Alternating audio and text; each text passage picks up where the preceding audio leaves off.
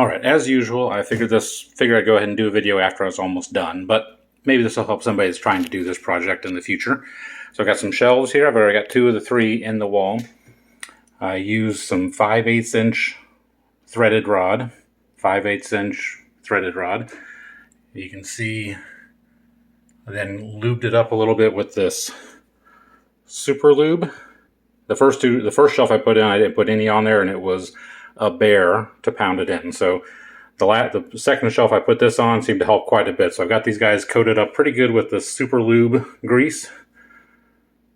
Cheap stuff. I drove these in with my impact wrench on its maximum setting.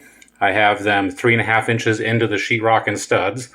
So I figured that puts them 3 inches into the stud, which gives me just a little bit of room on the back end.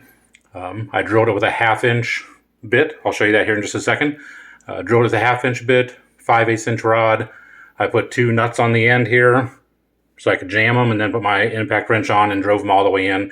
It was a bit of a process. It took a while. It's a lot of force, but got them in there. They're all good and straight. I'll check you with a couple other things here out in the garage. Before I head out to the garage real quick, so here's the shelf that I'm getting ready to put in. I just gave it a little simple. Everything for me is simple, so I gave it a little simple router. I drilled the 4 holes in there. They're 8 inches deep into this wood. This is a 2x12, just a standard old 2x12. So I drilled them 8 inches into there. So I've got an 7.5 inches in. So I got 11 inch rods in the wall, 7.5 inches sticking out to go inside of here. So I drilled these about 8 inches deep just to make sure I had plenty of room for that threaded rod to go inside. All right, so now out in the garage. So I used these bits. Again, I used a 1/2 inch inside on the studs, so I could drill those in. I used 5/8 inch out here, so it was exactly the same size as the rod that I was using. I wallow it just a little bit so it has just a little bit of play. Not a ton of play, but a little bit of play. Got the little pointy nose. Now, one thing I did on this was to get it to go in there, because it was jamming pretty hard. When I was getting all the way in there, I just grabbed a bar of soap. You can see there where I just was rubbing that along the sides of the bit, and that helped. That actually did help quite a bit. About 3 or 4 times I'd stop and rub that on there. The bit would get hot enough that the soap would melt onto the bit, but it did seem to help out quite a bit. So I'd recommend that. I got this guy off of Amazon, Miles Craft. It's just a drill press, right? But you can use this now. So I use it up against the wall. I put it on the wall so I could drill straight into the wall. It did a really good job. I think I only had 1 hole that wasn't pretty much straight on, perfect, ready to go. So you put that up against the wall and you put the bit in right there and you just drive it straight down. Worked really well for both the wall and for the shelves. So that was a handy tool. So I would recommend the Miles Craft tool for that.